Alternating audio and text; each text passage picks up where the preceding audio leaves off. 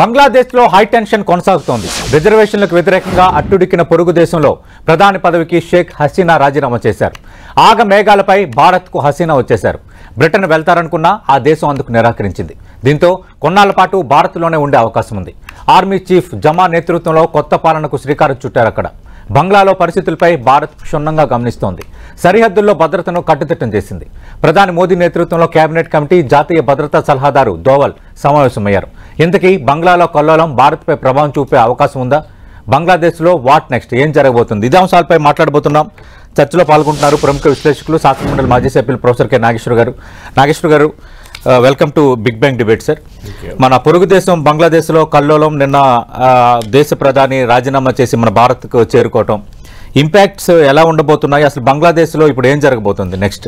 ఆమె భారతదేశం రావడం కొత్త కాదు, మనకు ఆమె కొత్త కాదు, ఆమెకు మనం కొత్త కాదు. ఎందుకంటే మనకు హిస్టరీ ఒక 50 ఏళ్ళు వెనక్కి వెళ్తే 1975 ఆగస్టు 15 రోజు ఆమె తండ్రి బంగ్లాదేశ్ స్వాతంత్రోద్యమ నాయకుడు, బంగ్లాదేశ్ అధ్యక్షుడు, బంగబంధుగా పిలువబడే షేక్ ముజిబుర్ రెహమాన్ను సైనిక తిరుగుబాటులో హత్యకు గురయ్యారు. ఆయనకు కాదు, ఆయన కుటుంబం మొత్తం, ఒక షేక్ హసీనా, షేక్ రహానా ఆమె సిస్టర్, వాళ్ళిద్దరే నిన్న ఢాకా నుంచి ఇండియా కూడా వచ్చింది వాళ్ళిద్దరే. సో వాళ్ళిద్దరు మాత్రమే మిగిలిపోయారు. అందులో షేక్ హసీనా అప్పుడు జర్మనీలో ఉండే, సో జర్మనీలో ఉండే వరకు ఆమె బతికిపోయారు. సో 1975లో మిలిటరీ తిరుగుబాటుతో మిలిటరీ టేక్ ఓవర్ అయ్యాక ఆమె ఫస్ట్ ఆశ్రయం పొందింది భారతదేశంలో. సో 1975లో ఆమె తండ్రి చనిపోయిన కొద్ది నెలలకే ఇండియాకు వచ్చి అప్పటి ప్రధాని ఇందిరాగాంధీని కలిశారు. ఇందిరాగాంధీ ఆమెకు సంపూర్ణ సహకారాన్ని ఇస్తామని హామీ ఇచ్చారు. ఎందుకంటే 1971లో ఆమె తండ్రి బంగబంధు షేక్ ముజిబుర్ రెహమాన్ నాయకత్వంలో బంగ్లాదేశ్ లిబరేషన్ వార్ జరిగింది. అంటే అప్పుడు అవామీ లీగ్ నాయకత్వంలో, ఇదే పార్టీ నాయకత్వంలో. సో అప్పుడు ముక్తి వాహిని సైన్యాలు అంటారు, అంటే బంగ్లాదేశ్ విమోచన వారితో పాటు భారత సైన్యాలకు కూడా భుజం కలిపి పోరాడాయి పాకిస్తాన్కు వ్యతిరేకంగా.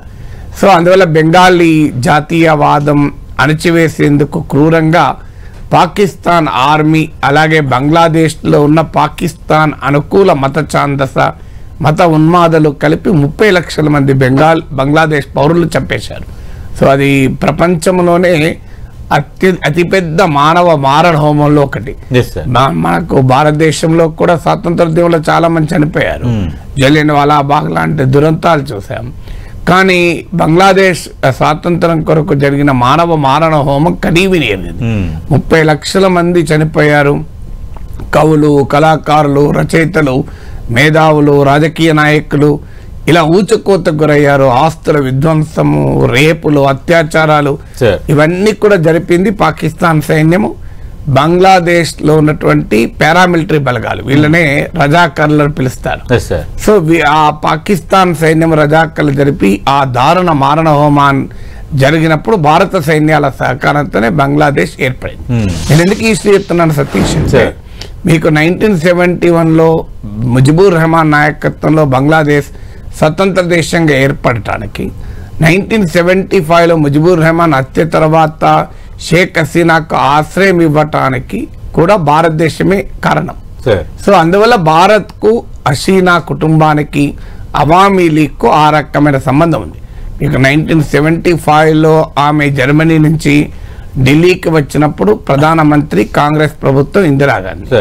ఇవాళ ఢాకా నుంచి మిలిటరీ హెలికాప్టర్లో షేక్ హసీనా, ఆమె చెల్లెలు షేక్ రెహానా ప్రధానమంత్రి పదవికి హసీనా రాజీనామా చేశాక మిలిటరీ హెలికాప్టర్లో దిగింది ఢిల్లీ సమీపంలోని గాజియాబాద్ ఎయిర్పోర్ట్ లో.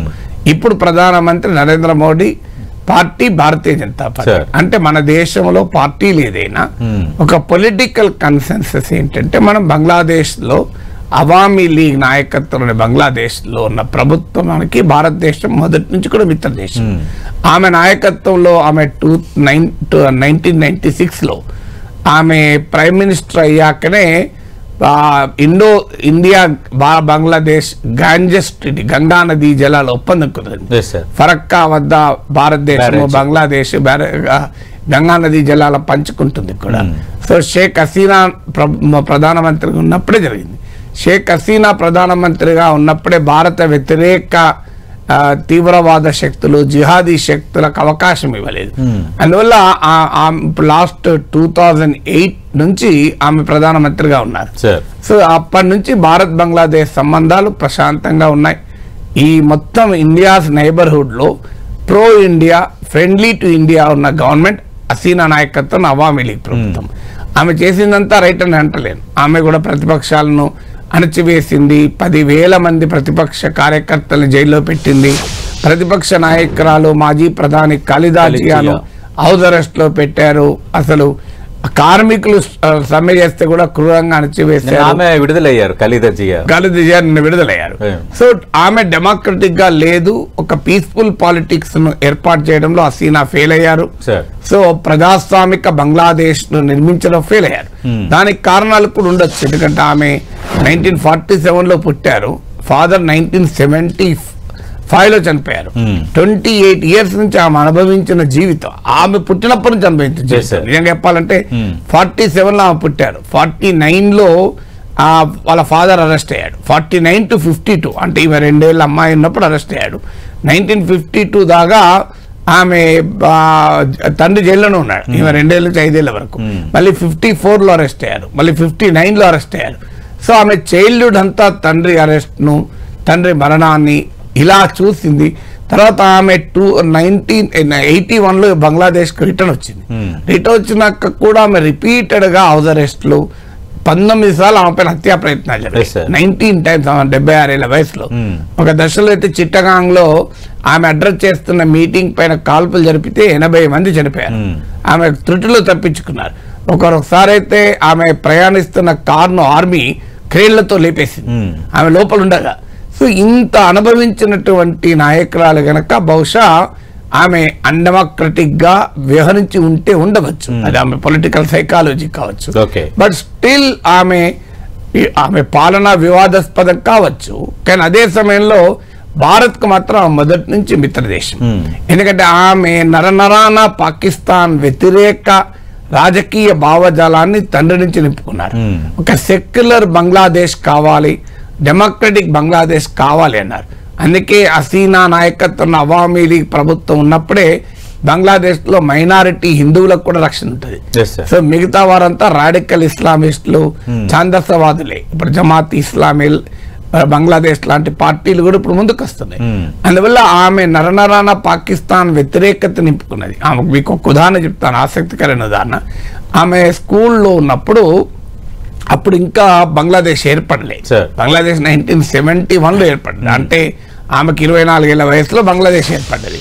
సో 1969 మాస్ అప్రైజింగ్ అంటే బంగ్లాదేశ్ లో వెస్ట్ పాకిస్తాన్ కు వ్యతిరేకంగా భారీ ప్రజా వెల్లువలో ఆమె ఢాకా యూనివర్సిటీ స్టూడెంట్ గా ఉన్నప్పుడు ఆమె యూనియన్ లీడరు. ఈ ప్రజా వెల్లువ అప్రైజింగ్ లో కూడా హసీనా పాల్గొన్నారు. సో ఇంట్రెస్టింగ్ స్టోరీ మనకు అర్థం కావడానికి, ఆమెకు ఇండియాకు ఉన్న కనెక్షన్ అర్థం కావడానికి, ఆమె చైల్డ్హుడ్లో ఉన్నప్పుడు, స్కూల్లో ఉన్నప్పుడు, అప్పుడు ఇంకా పాకిస్తాన్ పాలనలో ఉంది కనుక సోషల్ నాలెడ్జ్ అని ఒక సబ్జెక్ట్ ఉండే. అంటే మనకు ఎలాగైతే సామాజిక శాస్త్రం అందులో సోషల్ నాలెడ్జ్, అందులో పాక్ నియంత ఆయూబ్ ఖాన్ పేరిట ఒక లెసన్ ఉండే. ఆయూబ్ ఖాన్ పాకిస్తాన్ నియంత. సో ఆయూబ్ ఖాన్ పైన ప్రశ్న అడిగితే పుస్తకంలో ఉన్నది రాయకుండా, పుస్తకంలో ఎలాగో పాకిస్తాన్ ప్రభుత్వ పుస్తకాలు కనుక ఆయూబ్ ఖాన్ గొప్పగా కీర్తిస్తాయి. కానీ ఆమెకు తండ్రి చెప్పింది గుర్తుంది, తండ్రి చెప్పింది అర్థమైంది కనుక ఆమె ఆయూబ్ ఖాన్కు వ్యతిరేకంగా రాస్తే ఆమె ఫెయిల్ అయింది ఎగ్జామ్లో. ఆ తర్వాత ఆమె మళ్ళీ నెక్స్ట్ టైం ఎగ్జామ్ రాసినప్పుడు పాకిస్తాన్కు సంబంధించిన ఒక్క క్వశ్చన్ కూడా అటెంప్ట్ చేస్తాను నిరాకరించింది. సో మొదటిసారేమో వ్యతిరేకంగా రాసి ఫెయిల్ అయింది. నెక్స్ట్ టైం 20 మార్కులు తగ్గాయి. But still I stand by my principle. Pakistan గురించి నేను రాయను, నా పాకిస్తాన్ గురించి ఆన్సరే రాయను అని స్కూల్లో ఉన్నప్పుడు ఒక చైల్డ్ గా హసీనా పాకిస్తాన్ పట్ల ఉన్న వ్యతిరేకత, ఎందుకంటే పాకిస్తాన్ జరిపిన మానవ మారణహోమాన్ని, తండ్రి హత్యను, కుటుంబ హత్యను చూసినటువంటి నాయకురాలు. అందువల్ల సహజంగానే మనకు జనరిక్ ఫ్రెండ్ కదా. ఎందుకంటే మన నరనరాన పాకిస్తాన్ భారత వ్యతిరేకతను నింపుకొని డెవలప్ అయింది. అందువల్ల ఇండియా పాకిస్తాన్ ఉన్నటువంటి చారిత్రక వైరం కూడా షేక్ హసీనాకు పాకిస్తాన్ పట్ల ఉన్న చారిత్రక దేశం ఈ రెండు కన్వర్జ్ అయ్యే గనక మనకు ఆమె మంచి ఫ్రెండ్. అందుకే 1975లో కాంగ్రెస్ ప్రభుత్వం, ఇందిరాగాంధీ ప్రభుత్వం ఉన్నప్పుడు ఆమెకు ఆశ్రయం ఇచ్చాం. ఇప్పుడు నరేంద్ర మోడీ ప్రభుత్వం, భారతీయ జనతా పార్టీ ప్రభుత్వం ఉన్నప్పుడు ఆశ్రమిస్తున్నాం. It is a bipartisan consensus అంటారు. అంటే ఇప్పుడు ఈ ఆశ్రమం ఇవ్వటం భారత్ కు ప్లస్ మైనస్ నాగేశ్వర్ గారు? ఆప్షన్ కూడా లేదు కదా. ఇప్పుడు ఆమెకు the safest country is India. ఇప్పుడు ఇలాగూ బంగ్లాదేశ్ లో వచ్చే పాలకులు యాంటీ ఇండియా. ఇప్పుడు ఆల్రెడీ ఇప్పుడు చూడాలి, ఆర్మీ అలాగే అపోజిషన్ కలిపి ప్రభుత్వాన్ని ఏర్పాటు చేస్తానంటున్నారు. ఈసారి ఆర్మీ కూ కాదు, ముజిబుర్ రెహమాన్ హత్య చేసినప్పటిలాగా this is not an army coup. సైన్యం తిరుగుబాటు చేసి ప్రధానమంత్రిని చంపేస్తూ అరెస్ట్ చేస్తూ చేయలే. ఎందుకంటే ఇప్పుడు ఆమె మిలిటరీ హెలికాప్టర్ లోనే క్షేమంగా ఇండియాకి వచ్చింది. సో అందువల్ల ఆర్మీలో పూర్తిగా ఆమె వ్యతిరేకులు ఉన్నారని అనలేము. సో ఆమె మద్దతుదారులు కూడా ఉంటారు, ఆమె నియమించిన ఆర్మీయే కనుక. ఆమె సాధించిన విజయాల్లో ఒకటి, ఆర్మీని మిలిటరీ బ్యారక్స్ కే కన్ఫైన్ చేసి ప్రభుత్వాన్ని సివిలియన్ గవర్నమెంట్ నడిపారు. నార్మల్ గా ఆర్మీ ఒక్కసారి పవర్ టేస్ట్ చేస్తే అంత తొందరగా అసలు వదులుకోరు. అసలు ఎవరైనా పవర్ టెస్ట్ వదులుకోరు, అందులో ఆర్మీ వదులుకుంటారా? సో మీరు పాకిస్తాన్ లో చూస్తున్నాం కదా, ప్రత్యక్షంగానో పరోక్షంగానో ఆర్మీయే అధికారాన్ని చెలాయిస్తూ ఉంటుంది. సో ఇక్కడ బంగ్లాదేశ్ లో కూడా ఏంటంటే, కానీ ఆర్మీ మధ్యలో జనరల్ ఎర్షాద్, జనరల్ జియావుర్ రెహమాన్ వీళ్ళు పాలించినా కూడా హసీనా అధికారంలోకి వచ్చాకనే మిలిటరీ రాజకీయాలకు దూరంగా తన విధులకు మాత్రమే కన్ఫైన్ అయింది. సో అందువల్ల ఆర్మీ పూర్తిగా ఈమెకు వ్యతిరేకం అని చెప్పలేం. కానీ బట్ ఆర్మీలోను సమాజంలోనూ సిగ్నిఫికెంట్ గా ప్రాబ్లం విత్ బంగ్లాదేశ్ ఏంటంటే, బంగ్లాదేశ్ సమాజంలో, బంగ్లాదేశ్ రాజకీయ వ్యవస్థలో, బంగ్లాదేశ్ లోని అన్ని ఇన్స్టిట్యూషన్స్ లో బంగ్లా విమోచన ఉద్యమ విలువలతో ఉండేవారు ఉన్నారు. అంటే values of Bangladesh freedom struggle, Bangladesh liberation, అదొక లిబరల్ బంగ్లాదేశ్, ఒక సెక్యులర్ బంగ్లాదేశ్, ఒక డెమోక్రటిక్ బంగ్లాదేశ్, ఒక మోడర్న్ బంగ్లాదేశ్ కోరుకుంటారు. అదే సమయంలో పాకిస్తాన్ అనుకూల మతోన్మాద రాడికల్ ఇస్లామిస్ట్ సెక్షన్స్ కూడా ఉన్నాయి. వీరు సెక్యులర్ బంగ్లాదేశ్ కోరుకోరు, డెమోక్రటిక్ బంగ్లాదేశ్ కోరుకోరు. వీళ్ళంతా కూడా పాకిస్తాన్ లాగా యాంటీ ఇండియా. సో అందువల్ల ఇవాళ ప్రో ఇండియనే కాదు, ఒక సెక్యులర్ డెమోక్రటిక్ మోడర్న్ బంగ్లాదేశ్ కోరుకున్న ఆచరణలో ఆమె చాలా పొరపాటు చేయొచ్చు. కానీ అవినీతి ఆరోపణలు ఉండొచ్చు, డెమోక్రసీని అణచివేయవచ్చు, డిసెంట్ అణచివేయవచ్చు, ఎకానమీలో ఆమె ఫెయిల్యూర్స్ ఉన్నాయి, ఇప్పుడు భారీ అన్ఎంప్లాయ్మెంట్ ఉంది, భారీగా ఇన్ఫ్లేషన్ ఉంది, అవన్నీ ఒక ఆస్పెక్ట్. బట్ అది ఇదే షేక్ హసీనా నాయకత్వంలోనే బంగ్లాదేశ్ ఎకనామీ మిరాకిల్ గా కీర్తించబడింది. ప్రపంచంలోనే అతిపెద్ద గార్మెంట్ ఎక్స్పోర్టర్ అయ్యారు. ఇదే హసీనా నాయకత్వంలో Bangladesh per capital income India per capital income కన్నా ఎక్కువైంది ఒక దశలో. సో ఇట్ వాజ్ ఏ లో ఇన్కమ్ కంట్రీ నుంచి మిడిల్ ఇన్కమ్ కంట్రీకి ఎమర్జ్ అయింది. So she has successes and failures. అంటే ఆమె సక్సెస్ ఫెయిల్యూర్స్ ఎలా ఉన్నా ఫండమెంటల్ పాయింట్ ఏంటంటే ఆమెకు భారతదేశానికి మధ్య, అవామీ లీగ్ భారతదేశానికి మధ్య, ఇప్పుడు ఏదో అమెరికాలో డెమోక్రాట్లు రిపబ్లికన్లు ఎవరు అధికారంలోకి వచ్చినా ఒకటే, బ్రిటన్ లో లేబరు కన్జర్వేటివ్ అన్నట్టు ఉండదు. సో బంగ్లాదేశ్ సమాజము, బంగ్లాదేశ్ పుట్టుక, బంగ్లాదేశ్ లో అడుగడుగున భారత్ తో రిలేషన్ ఉంది. అందువల్ల నీవు నచ్చినా నచ్చకపోయినా ఇప్పుడు హసీనా ప్రభుత్వం పోయాక బంగ్లాదేశ్ లో వచ్చే ప్రభుత్వం యాంటీ ఇండియన్ గవర్నమెంట్ ఉంటుంది, అందులో డిస్ప్యూటే లేదు. అలాంటప్పుడు మనకు ఒక మార్గం లేదు కదా. సో ఇంత టైం టెస్టెడ్ ఫ్రెండ్ ను, టైం టెస్టెడ్ అలైని ఇవాళ పాకిస్తాన్ లోని రాడికల్ ఇస్లామిస్ట్ ఫోర్సెస్ కు, సారీ బంగ్లాదేశ్ లోని రాడికల్ ఇస్లామిస్ట్ ఫోర్సెస్ కు మనం ఆమెను అప్పచెప్పలేం కదా. సో అందువల్ల there is no other way. అయితే ఆమె లండన్ వెళ్తారని అంటున్నారు, చూడాలి. ఎందుకంటే లండన్ ఇలాంటి యూరోపియన్ కంట్రీస్, కొంత లిబరల్ కంట్రీస్ ఎవరికైనా ఆశ్రయాలు ఇస్తుంటారు వాళ్ళు. సో మరి ఆమె లండన్ వెళ్తారా? ఎందుకంటే అమెరికా కూడా ఆమెకు వ్యతిరేకం. సో అమెరికా కూడా ఆమెకు వ్యతిరేకం కనుక షీ ద నియరెస్ట్ అలాగే కూడా లాజిస్టిక్స్ రీత్యా చూసినా, పాలిటిక్స్ రీత్యా చూసినా ఆమె భారతదేశానికి రావాలి. సో ఆమె వచ్చినా రాకపోయినా బంగ్లాదేశ్ ప్రభుత్వం భారత్ కు వ్యతిరేకంగా ఉంటుంది. ఇవాళ పార్లమెంట్ లో ఫారిన్ మినిస్టర్ ఆల్రెడీ బ్రిటన్ తమ వద్దకు రావద్దని నిన్నే చాలా స్పష్టంగా చెప్పింది. అంటే అది చూడాలి, అంటే నెగోషియేషన్స్ ఎలా ఉంటాయి అనేది. ఎందుకంటే యుఎస్, అమెరికా, వెస్ట్ బంగ్లాదేశ్ లో అవామీ లీగ్ అధికారంలో ఉండకూడదని కోరుకున్నది. ఎందుకంటే అమెరికాకు వెస్ట్ కి ఏంటంటే బంగ్లాదేశ్ ఒక మిలిటరీ బేస్ కావాలి, చైనాకు వ్యతిరేకంగా ఒక మిలిటరీ బేస్ నిర్మించడానికి ఇండియాకు చైనాకు మధ్య బంగ్లాదేశ్ ఒక లింక్ లాంటిది. అందువల్ల దే వాంటెడ్, అందులో అమెరికా పైకి భారతదేశంతో ఎంత సంబంధాలున్నా ప్రో పాకిస్తాన్, ఈ ప్రాంతంలో అమెరికన్ స్ట్రాటజిక్ అండ్ మిలిటరీ ఇంట్రెస్ట్లకు ఎలైన్ అయ్యేది పాకిస్తాన్, అమెరికా చెప్పినట్టు వినేది పాకిస్తాన్. భారతదేశ ప్రభుత్వాలు అమెరికాతో ఎంత స్ట్రాటజిక్ పార్ట్నర్షిప్ ఉన్నా, ఎంత మన ఫారిన్ పాలసీ అమెరికాకు అనుకూలంగా మారినా, still we maintain that independence. దానికి ఉదాహరణ యుక్రెయిన్ వార్ అప్పుడు మనం శాంక్షన్స్ అంగీకరించలే, రష్యా నుంచి ఆయిల్ కొన్నాం, రష్యాతో సంబంధాలు పెట్టుకున్నాం. President Putin, prime minister Modi మంచి స్నేహితులు. సో ఇదంతా జరిగింది. అలాగే ఇరాన్ తో సంబంధాలు పెట్టుకోవద్దంటే ఒక దశలో మనం ఇరాన్ నుంచి ఆయిల్ ఇంపోర్ట్ జీరోకి తెచ్చుకున్నాం. బట్ స్టిల్ ఇప్పుడు చబహార్ పోర్ట్ నిర్మాణంలో అగ్రీ అయ్యాం. అందువల్ల ఇండియా ఎప్పుడు కూడా అమెరికాకు క్లయింట్ లాగా వ్యవహరించదు. ఎంత అనుకూలంగా మారినా మన ఫారిన్ పాలసీ ఇది అమెరికాకు, పాకిస్తాన్ అలా కాదు కదా. పాకిస్తాన్ అమెరికా చెప్పినట్టు చెప్పు చేతుల్లో నడిచే ప్రభుత్వం. ఇప్పుడు కొంత పాకిస్తాన్ చైనా నెక్సెస్ ఉన్నప్పటికీ కూడా America still believes in Pakistan. ఎందుకంటే ఇస్లామిక్ ప్రపంచంలో రాచరిక నిరంకుశ ప్రభుత్వాలన్నీ అమెరికాకు ఫ్రెండ్సే. మీరు అమెరికాకు ఫ్రెండ్స్ చూడండి, ఎవడు ఉంటాడు? Saudi Arabia king, UAE king, Bahrain, జోర్డాన్ల కింగులు, మిలిటరీ నియంతలు, పాకిస్తాన్ వీళ్ళే ఉంటారు. అందువల్ల ఒక సెక్యులర్ డెమోక్రటిక్ బంగ్లాదేశ్ ఉంటే సహజంగానే ఇండిపెండెంట్ ఫారెన్ పాలసీ ఉంటుంది. ఇప్పుడు భారతదేశం ఎందుకు మరి ఇంత అమెరికా అనుకూల విదేశాంగ విధానం ఉన్నా మనం వీళ్ళ విషయం వచ్చినప్పుడు డిఫర్ అయ్యాం. సో మనం ఇప్పుడు రష్యా యుక్రెయిన్ వార్లో డిఫర్ అయ్యాం, చబహార్ పోర్ట్ లో డిఫర్ అయ్యాం. సో మోడీ ప్రభుత్వమైన, మన్మోహన్ సింగ్ ప్రభుత్వమైన అమెరికాకు అనుకూల ఫారెన్ పాలసీ ఎంత చేసినా when the time comes we were independent. So ఇది అమెరికాకు నచ్చదు. ఎందుకంటే ఒక సెక్యులర్ డెమోక్రటిక్ కంట్రీగా ఉంటే US military and strategic interest లొంగదు. ఇప్పుడు అందుకే పాకిస్తాన్ లొంగుతుందంటే అది మిలిటరీ కంట్రీ కనుక లొంగుతుంది.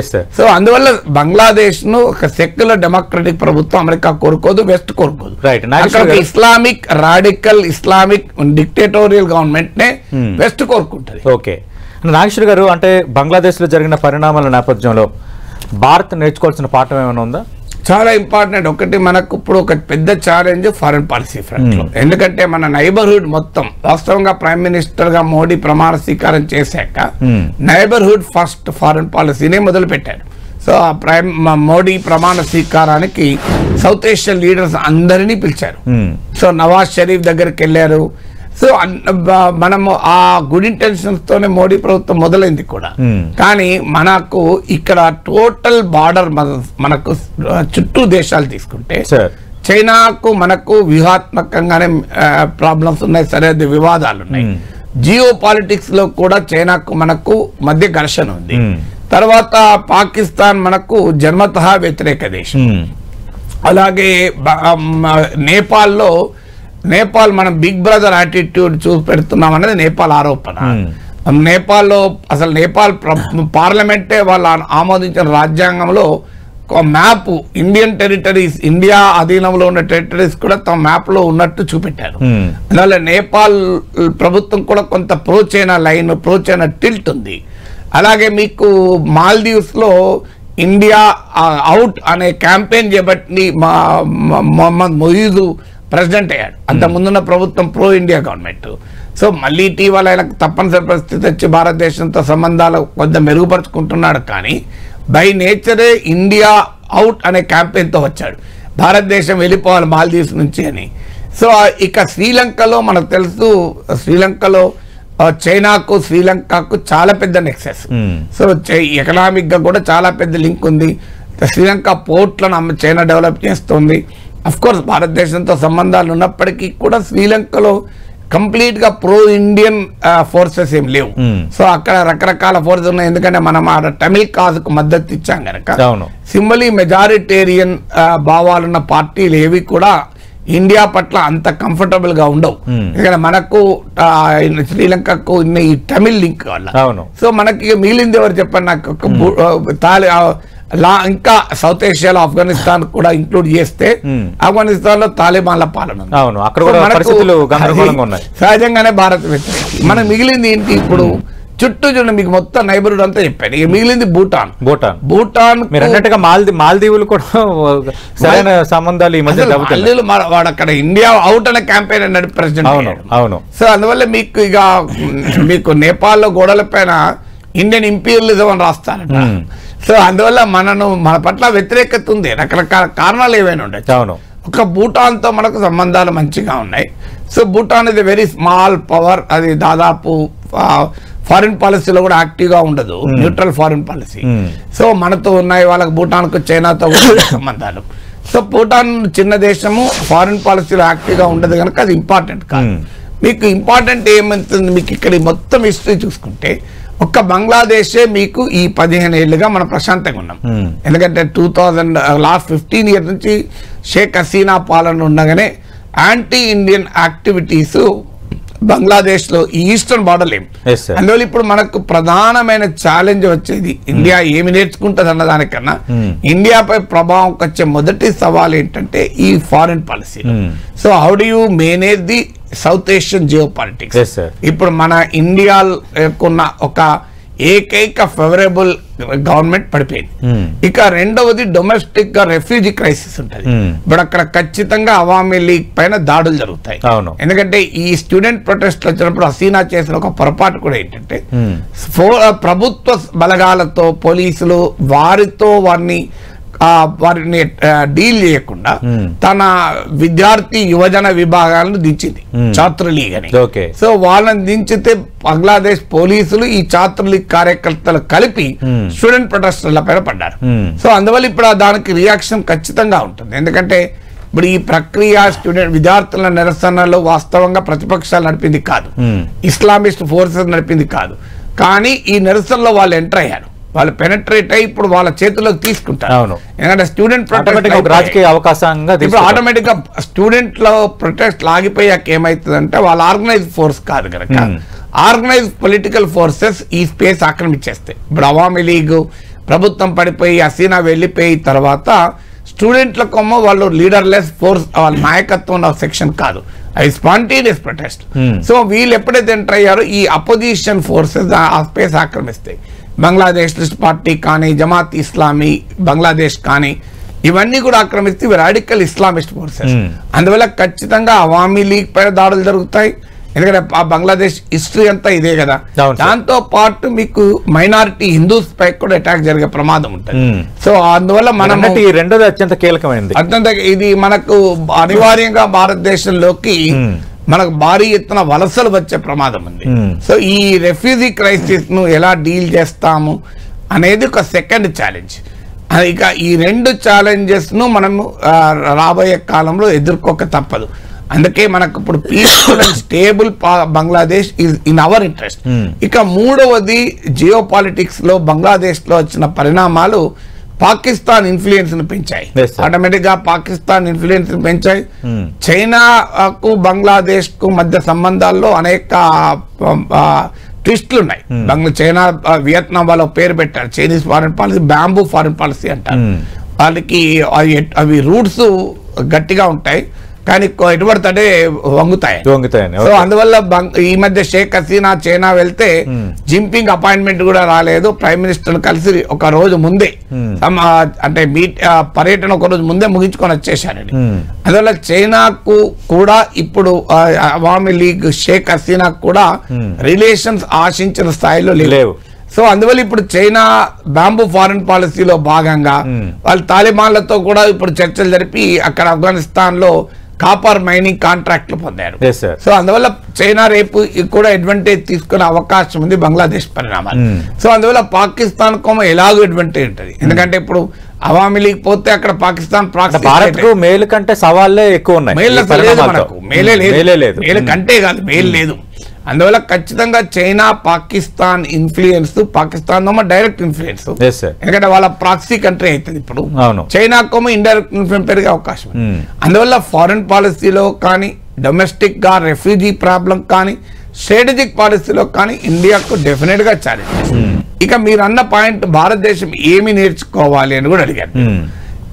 భారత్ నేర్చుకోవాల్సిన పాఠం ఏంటి? భారత్ నేర్చుకోవాల్సిన మొదటి పాఠం ఏంటంటే, how do you deal with the opposition and dissent. ఇప్పుడు Sheikh Hasina is one of the tallest leader of Bangladesh. ఆమె 81 లో ఆమె 2081 లో ఆమె బంగ్లాదేశ్ కు తిరిగి వచ్చినప్పుడు లక్షల సంఖ్యలో ప్రజలు ఆమెకు ఎయిర్పోర్ట్ నుంచి ఇంటి దాకా రోడ్డుకు ఇరువైపులా నిలబడి స్వాగతం పలికారు. ఇన్ 1981 ఆ 34 ఏళ్ళప్పటికి ఆమె మాజీ ప్రధాన నాయకుడైనటువంటి షేక్ ముజిబుర్ రెహమాన్ కూతురు అంతే. తర్వాత 2007 లో ఆమె అమెరికా వెళ్తే, ఆమె అమెరికాలో ఉండగానే ఆమె పైన కేసు పెట్టి, అవినీతి కేసు పెట్టి ఆమె దేశానికి రావద్దు అని శిక్ష విధించారు. అయినా కూడా ఆమె 2008 లో బంగ్లాదేశ్ గడ్డ పైన అడుగు పెడితే మళ్ళీ 27 ఇయర్స్ తర్వాత మీకు తిరిగి అదే రకమైన అపూర్వమైన స్వాగతం లభించింది. లక్షల సంఖ్యలో జనాలకు రోడ్లకు ఇరువైపులా నిలబడి స్వాగతం పలికారు. అంటే మళ్ళీ ఇప్పుడు 2024 లో ఆమె దేశం విడిచి చెప్పి పెట్టకుండా బయటకు రావాల్సి వచ్చింది. What does it indicate? అంత స్ట్రాంగెస్ట్ లీడర్, అంత మోస్ట్ పాపులర్ లీడర్, డెమోక్రటిక్ గా వ్యవహరించకపోతే నీ చరిత్ర ఎంత ఉన్నా ప్రజలు తిరగబడతానికి ఉదాహరణ. మామూలు చరిత్ర కాదు కదా. 30 లక్షల ప్రాణత్యాగాలతో పుట్టిన బంగ్లాదేశ్ కు ముజిబుర్ రెహమాన్ కూతురు ఒక సెక్యులర్ బంగ్లాదేశ్ ను, ఒక మోడర్న్ బంగ్లాదేశ్ ను, మోడర్న్ ఎకానమీని లో ఇన్కమ్ కంట్రీ నుంచి మిడిల్ ఇన్కమ్ కంట్రీ తీసుకొచ్చినటువంటి నాయకురాలు. సో పాండమిక్ తర్వాత బంగ్లాదేశ్ ఎకానమీ కరోనా తర్వాత దెబ్బతింటూ వచ్చింది. బట్ స్టిల్ అది బంగ్లాదేశ్ ను ఒక గౌరవప్రదమైన కంట్రీగా నిలబెట్టిన నాయకురాలు. ఎందుకు దెబ్బతిన్నారు? ఎప్పుడు కూడా అపోజిషన్ అణచివేస్తాం. ఇంతకుముందు చెప్పినట్లు 10,000 మందిని లోపలేశారట. అపోజిషన్ లీడర్ ను మీకు జైల్లో పెట్టారు. ప్రతిపక్షాన్ని అవినీతి ఆరోపణలు, ఎవరు ప్రతిపక్షంలో అదే పరిస్థితి. మీరు అన్నట్టుగా పార్టీకి సంబంధించిన యోజన విభాగాన్ని పోలీసుల్ని మిలాఖత్ చేసి ఇవన్నీ కూడా ఇది అంటే నాన్ స్టేట్ యాక్టర్స్ ను కూడా స్టేట్ తో కలపడం, ఇది భారతదేశానికి విలువైన లెసన్. పాలిటిక్స్ లో డెమోక్రసీ మనం టేకెన్ ఫర్ గ్రాంటెడ్ తీసుకుంటాం, ప్రజలు కూడా టేకెన్ ఫర్ గ్రాంటెడ్ తీసుకుంటాం. కానీ కాన్స్టిట్యూషనల్ డెమోక్రసీకి ఏ చిన్న ప్రమాదం ఏర్పడినా నీ రాజకీయ భావజాలాలు ఏదైనా దాన్ని వ్యతిరేకించాలి. చాలా మంది ఏంటంటే మన రాజకీయ భావజాలం, మనం బీజేపీ అయితే మోడీ ప్రభుత్వం ఏం చేసినా దాన్ని సమర్థిస్తాం, మన కాంగ్రెస్ వాళ్ళు అయితే మోడీ ప్రభుత్వం ఏం చేసినా వ్యతిరేకిస్తాం. మోడీ అయినా కాంగ్రెస్ అయినా కమ్యూనిస్టులైనా భారతదేశ కాన్స్టిట్యూషనల్ డెమోక్రసీకి ప్రమాదం తెచ్చే ఏ పని చేసినా భావజాలాల పక్కన పెట్టి వ్యతిరేకించాలి. ఎందుకంటే వాటిని కాపాడుకోకపోతే రేపు మన పరిస్థితి. ఇప్పుడు అక్కడ మొత్తం అణచివేసింది, డిసెంట్ లేదు, ప్రశ్నించేవాడు లేడు. సో ఇది ఎక్కడి దాకా తీసుకొచ్చిందంటే ఇలా తీసుకొచ్చింది. తర్వాత ఎలక్షన్స్ మీద ప్రజలకు నమ్మకం లేకుండా పోయింది. 2 సార్లు ప్రతిపక్షాలు బహిష్కరించాయి ఎన్నికలు బహిష్కరించాయి. ఇప్పుడు చూడండి ఆ సిమ్టమ్స్ మన దగ్గర కూడా నడుస్తున్నాయి. ఇప్పుడు మన దగ్గర కూడా ఎలక్షన్స్ పైన అనుమానాలు వ్యక్తమవుతున్నాయి. బంగ్లాదేశ్ తో పోల్చలేం మనం, కానీ మన దగ్గర కూడా ఎన్నికలు ఎలా జరిగాయన్నది ఇప్పటికీ అనుమానమలే. మన రాజకీయ పార్టీలకు డౌట్లు మొదలయ్యాయి. అలాగే మన దగ్గర కూడా డిసెంట్, నీకు వ్యతిరేకిస్తే ఆ ప్రతిపక్ష నేతల్ని జైల్లో పెట్టడము, మీడియా ప్రతినిధి జైల్లో పెట్టడం, ఇప్పుడు ఆఖరికి డిజిటల్ మీడియా, సోషల్ మీడియాను కూడా కంట్రోల్ చేస్తానికి కొత్తగా బ్రాడ్కాస్ట్ బిల్లే చేస్తున్నారు. సో నాలాంటి వాళ్ళు ఇన్ఫ్లుయెన్సర్స్, పొలిటికల్ ఇండిపెండెంట్ జర్నలిస్టులకు కూడా ఇక ప్రభుత్వ పర్యవేక్షణలోకి రావాలి. సో ఇది మనకి వాళ్ళ టేకెన్ ఫర్ గ్రాంటెడ్ తీసుకుంటాం. మన రియాక్ట్ అవుతారా? రాజ్యాంగానికి డెమోక్రసీ అంటే ఒక్క 10 మంది బయటకు రారు, ఏమవుతారే బంగ్లాదేశ్ లాగా తయారైతే అప్పుడు మనం ఇబ్బంది పడతాం. సో అందువల్ల డెమోక్రటిక్ ఇన్స్టిట్యూషన్స్ కాపాడుకోకపోతే నీకు బంగ్లాదేశ్ అనుభవాల నుంచి మనం నేర్చుకోవాలి. డెమోక్రటిక్ ఇన్స్టిట్యూషన్స్ ను, డెమోక్రటిక్ ప్రాక్టీసెస్ ను టేకెన్ ఫర్ గ్రాంటెడ్ గా తీసుకోకూడదు. ఇప్పుడు మన అనుకూల భావజాలం ఉన్న వాళ్ళు కావచ్చు, మన వ్యతిరేక భావజాలం, దేన్నైనా నిర్ద్వందంగా వ్యతిరేకించగలగాలి. అప్పుడు మనం కాంగ్రెస్ అయితే ఎమర్జెన్సీని సమర్థించి, Yes, sir. మనం బీజేపీ అయితే మోడీ ప్రభుత్వం ఏం చేసినా సమర్థిస్తే ప్రమాదం మన దేశానికి కూడా ఉంటది. అందువల్ల Right, sir. Let us learn from Bangladesh, commit ourselves to the constitutional democracy. Right sir, thank you Nageswar గారు. ఇప్పుడు బంగ్లాలో నెక్స్ట్ ఏం జరగబోతుంది, అలాగే బంగ్లాలో జరిగిన సంఘటనలు పరిణామాలు భారత్పై ఎలాంటి ప్రభావం చూపితే భారత్ నేర్చుకోవాల్సిన పాఠం ఏంటి, 3 కీలక అంశాలకు సంబంధించి ప్రొఫెసర్ కె నాగేశ్వర్ గారు విశ్లేషణ విన్నారు కదా. ఇది వాటి బిగ్ బ్యాంగ్ డిబేట్.